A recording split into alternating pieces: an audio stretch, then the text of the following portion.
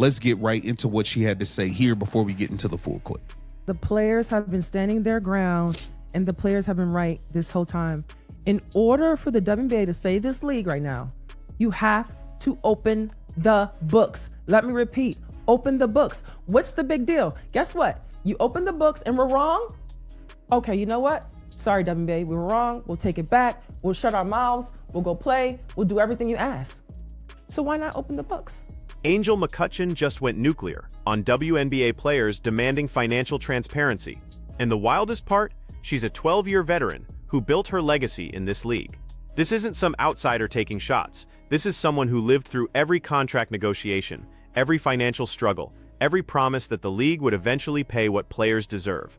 And now she's telling current players to shut up and take the deal. So what changed? What does she know that makes her this confident the owners are right? They don't have to. It's the same reason that the owner of Target don't open the books to the person working register number 6. The same reason that the owner of McDonald's isn't opening the books to the guy that's taking your order when you pull up through the drive-thru. It's the same reason. They don't have to open the books for you, okay? They have offered you guys way more money, okay? And you can either take it or leave it. Like at this point, we're over it. We're over it. At this point, I just want them to move on replacement players to be. I don't even care about watching these vets no more. As long as Caitlin Clark and that rookie class and this new rookie class going to play with replacement players, I'm cool with that. There it is, the core argument. Players can't demand to see the books because nobody at Target or McDonald's gets to demand financial records from corporate. But here's the problem with that comparison. Target employees aren't negotiating a collective bargaining agreement that determines the entire company's compensation structure for the next 8 years. They're not in a situation where the employer claims poverty while simultaneously expanding to new cities for $250 million per franchise. The comparison falls apart the second you add context. Point. The way they've drugged this out, and then you're talking about, oh, they were right. How were they right when the very players that the WNBPA are representing are calling the leadership board, the WNBPA, greedy? They're calling them out saying, we want to sign the deal, we want to play. What are y'all doing? So how are they right? They're not on the same page. The delusion from these, it's insanity, guys. And now she's ready to watch replacement players. Think about what that means. Angel McCryptee, who played alongside many of these veterans, who fought for better conditions throughout her career, is now saying she'd rather watch scabs cross the picket line than support players asking for transparency. She specifically calls out wanting to see Caitlin Clark and the rookie class, the players who will benefit most from whatever deal gets signed, while dismissing the veterans who've been underpaid for over a decade. The generational divide in this league just became a canyon. The recent proposal, unrealistic, and it could lead to hundreds of millions of dollars of losses for our teams. But again, we're finding out that a lot of things are trending up. The stories don't all line up and make sense. We're constantly getting new information about attendance records being set around WNBA. Team expansion. Attendance records, yeah, but But she's not wrong about the internal division. Multiple WNBA players have publicly broken ranks with the Players Association leadership, calling them greedy and demanding they sign the deal. Agents have been reaching out directly to team owners and general managers, bypassing the union entirely, trying to get their clients paid. When Kelsey Plum's agent is texting Indiana Fever executives saying, "My player wants to play, how do we make this happen?" That's not solidarity, that's survival. The union is fracturing in real time. People are insane, man. These people are insane. Fee. Jeez Louise.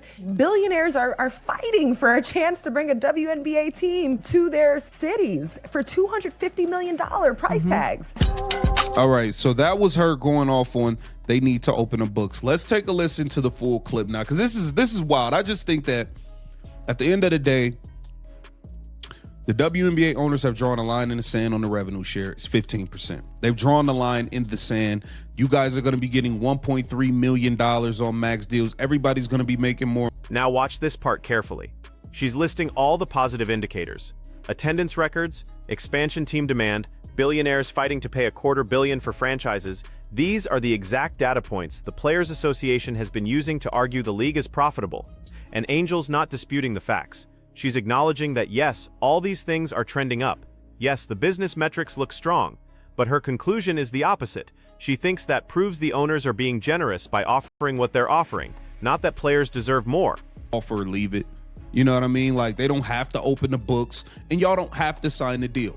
Okay, but I think the owners will be okay before the players will be okay with missing checks. That's my take on it. So far, what we've heard from the league, you'd have to take their word for it, right? Like that there isn't money made because the league has never shown their financial books. They have not shown the evidence of claims like that.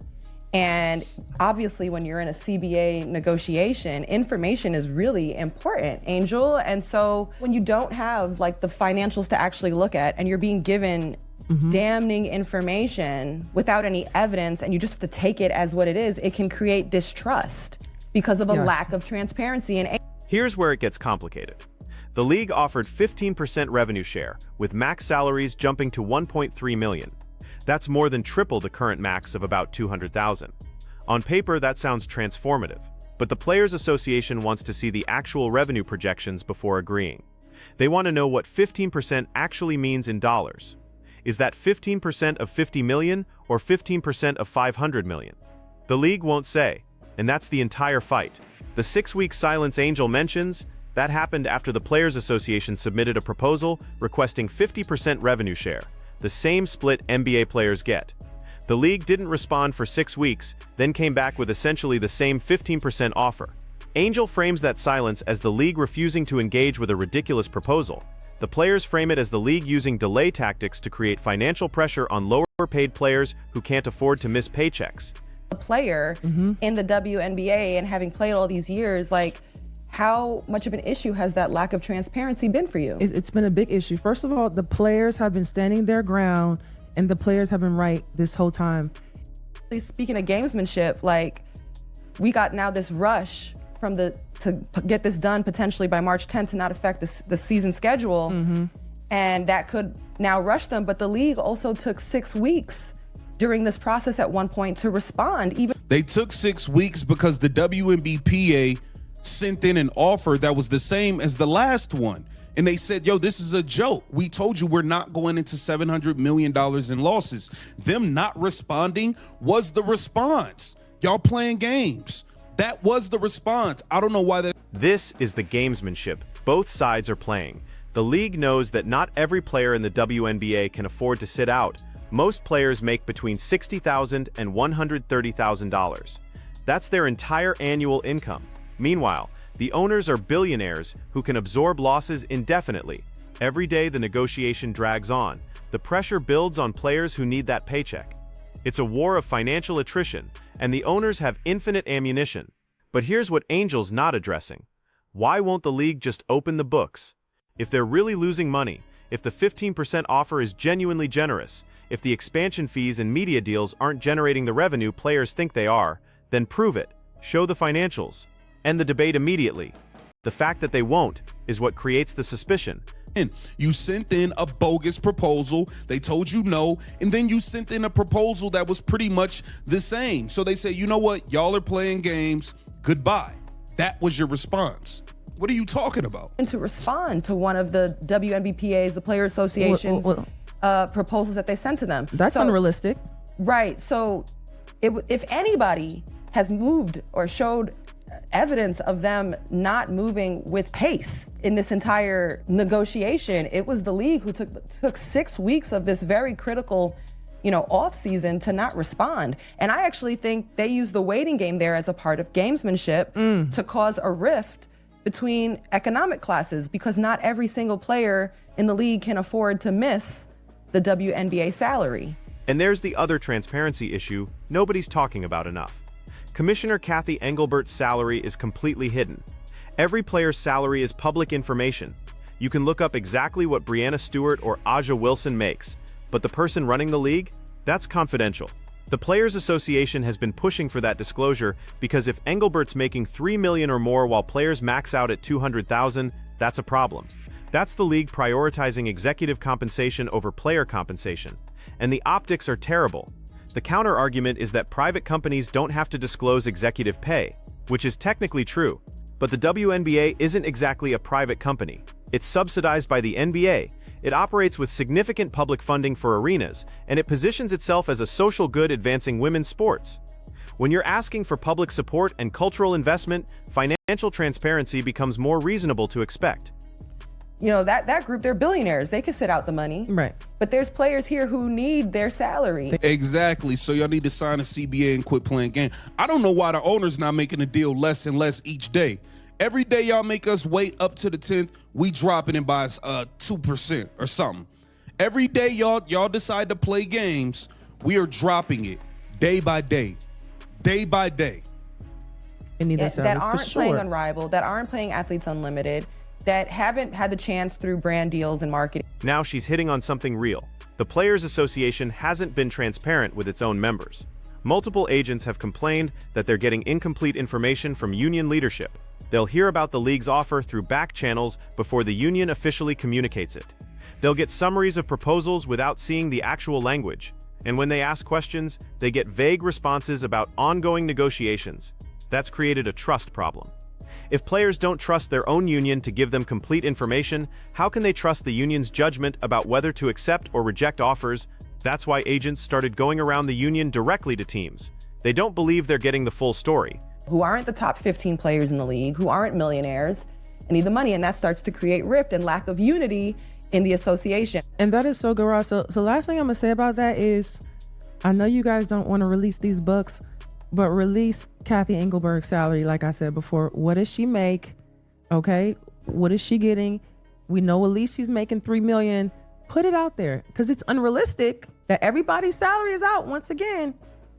Kathy's is hidden. She's the only salary who's hidden. Here's the fundamental tension.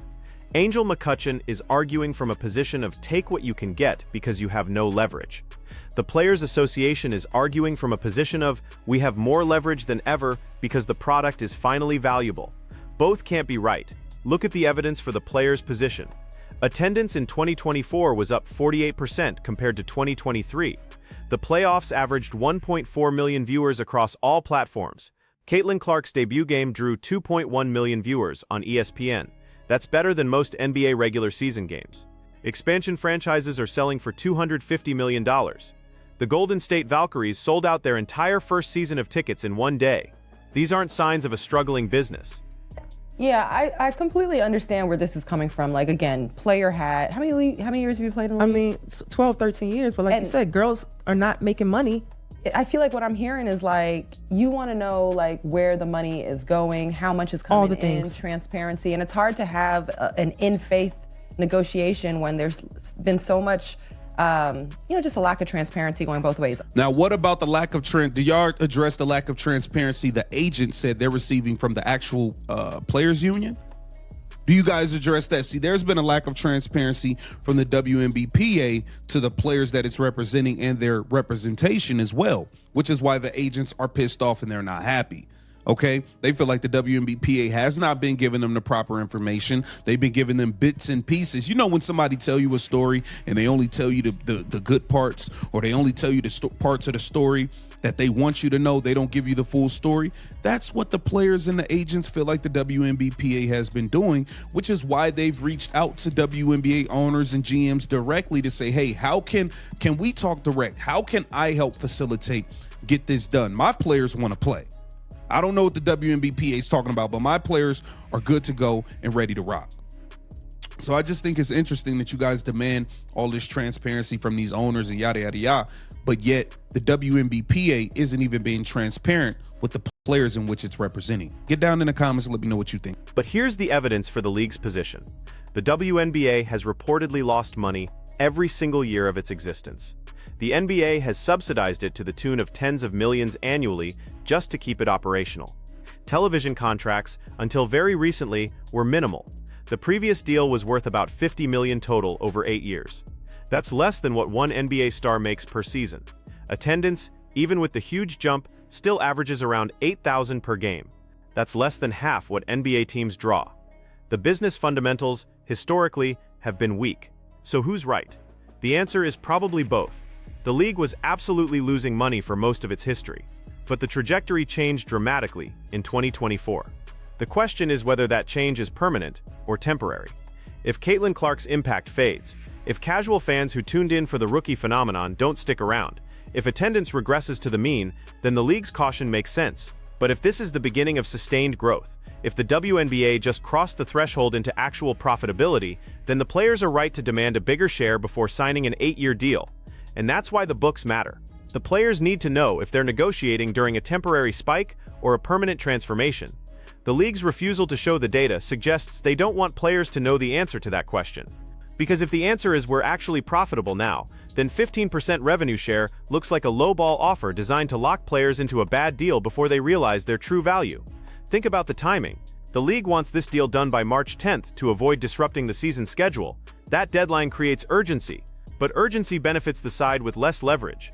If the league truly believed they were being generous, they'd say, take all the time you need to review our offer. We're confident you'll see we're being fair. Instead, they're creating artificial time pressure. That's negotiation tactics 101. Angel McCryptee's argument that players should just accept the offer and move on assumes the owners are negotiating in good faith. But good faith requires transparency. You can't ask someone to trust your numbers while refusing to show them the actual data. That's not how partnerships work. And the CBA is supposed to be a partnership, both sides agreeing on how to split the revenue they're generating together. The comparison to Target and McDonald's employees breaks down for another reason. Those employees can quit and work somewhere else. WNBA players can't. There's no other professional women's basketball league in America that pays comparable salaries. Athletes Unlimited exists, but it's a much smaller operation. Overseas leagues pay well, but that requires leaving the country for months. The WNBA is effectively a monopoly on women's professional basketball in the United States. That changes the power dynamic entirely. When you're a monopoly employer, you have obligations beyond what normal businesses have. You can't just say, take it or leave it, when there's nowhere else to go. That's why professional sports leagues have unions in the first place. That's why collective bargaining exists. The power imbalance is so extreme that without a union, players would have zero leverage. And that brings us back to the replacement player comment. Angel said she'd be fine watching replacement players as long as Caitlin Clark and the rookies play. But here's the thing. Caitlin Clark isn't going to cross a picket line. Neither is Angel Reese. Neither is Cameron Brink or Rakea Jackson or any of the rookies who will define the next decade of this league. They grew up in an era where athlete activism is normal, where solidarity matters, where you don't scab on your fellow players no matter what. The idea that you could run a WNBA season with replacement players and the star rookies is fantasy. What's really happening here is a battle over the future of the league. The old guard, players like Angel McCryptee, who played through the lean years, who made poverty wages, who fought just to keep the league alive, they're grateful for any progress. They remember when the max salary was $60,000, when teams flew commercial, when nobody cared if the WNBA existed or not. To them, $1.3 million max contracts feel like a miracle. But the current generation of players sees what the NBA has. They see 50% revenue share.